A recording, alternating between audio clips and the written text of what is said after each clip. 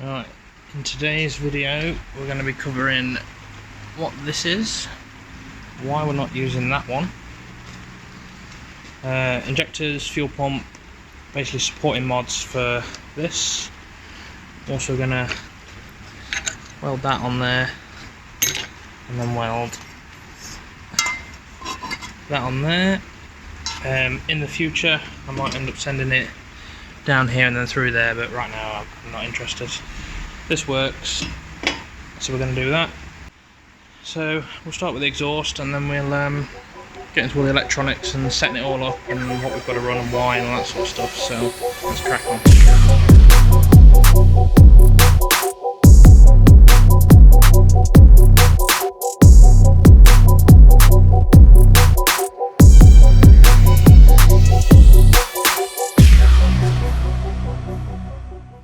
For mapping, I'm going to make basically a slip-in silencer just because it's a residential place where Dale's at, so I'm going to try and respect his neighbours a little bit and silence it down a little bit.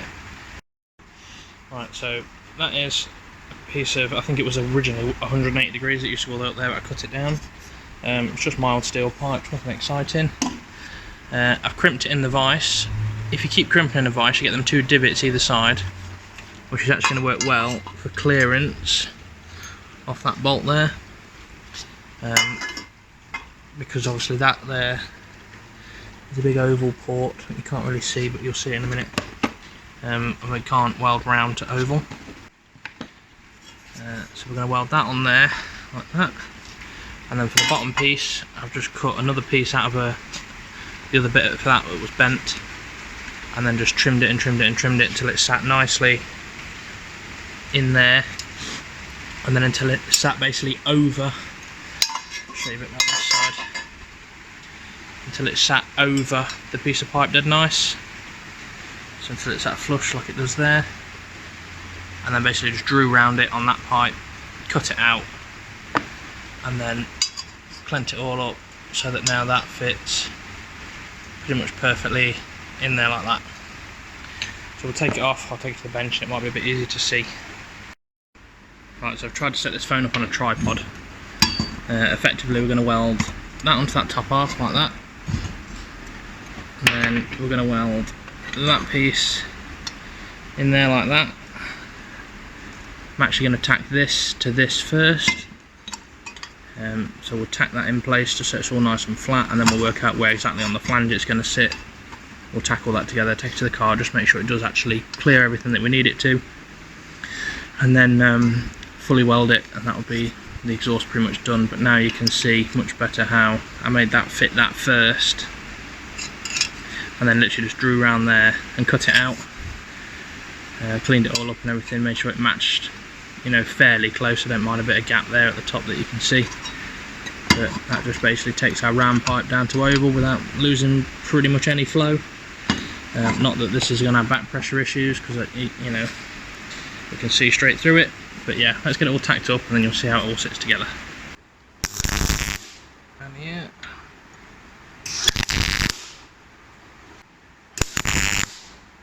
I'll just tack it. Yeah.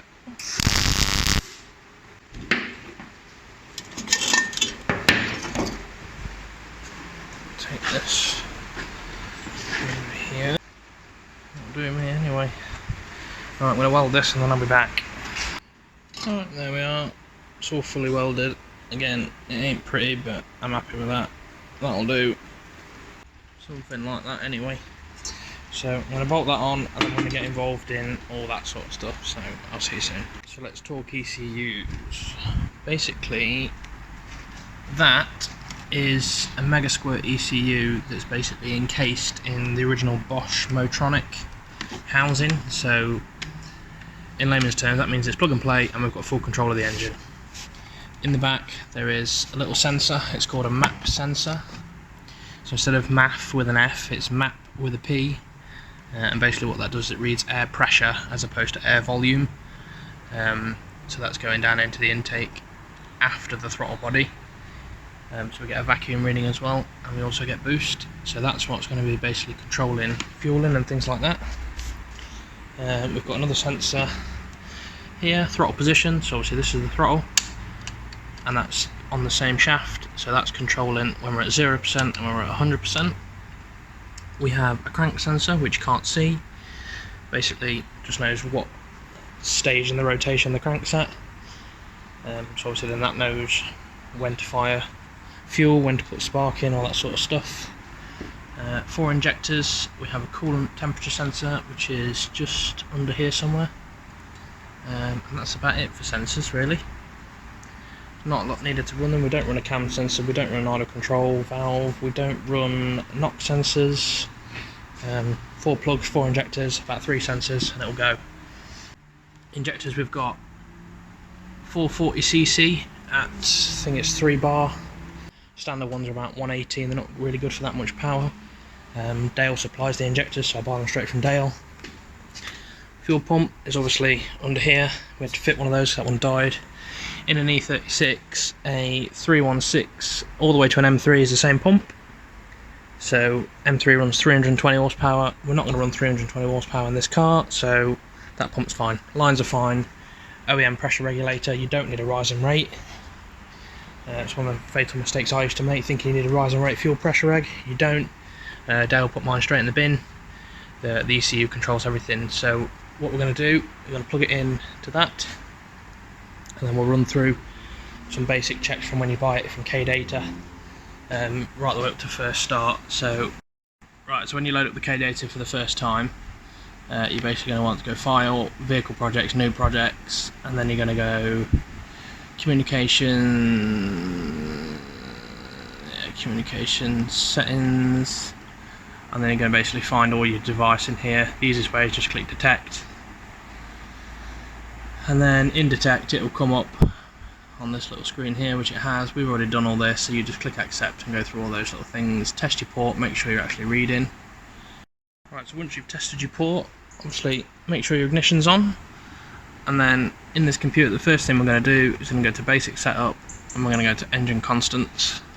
Let's just lock this thing so you can actually, there we go. And we're going to go to Required Fuel. I'm going to change that to CC, and that's a CC a minute. Obviously we've not got a 31 litre engine, we have a 1.9, so we've got 1900cc. We've got 4 cylinders, we have 440cc a minute injectors, and we want a 14.7 air fuel ratio because that's just what we're aiming for.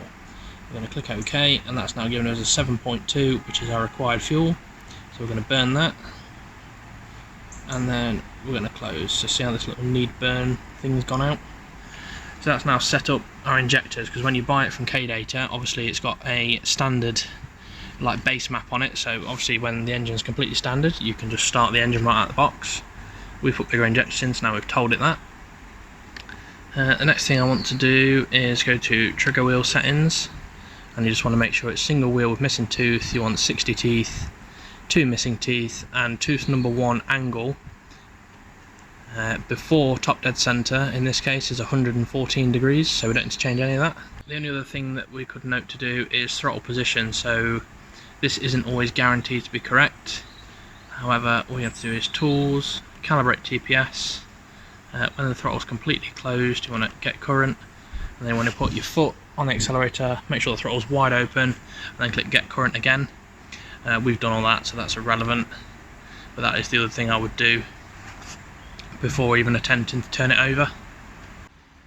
Once you know you're happy that your settings are okay, obviously if you have a base map, don't rev it on boost because it's not mapped for boost. This is an old map that Bailey did for me before, so I can rev it with no load on boost, so we should be alright. But basically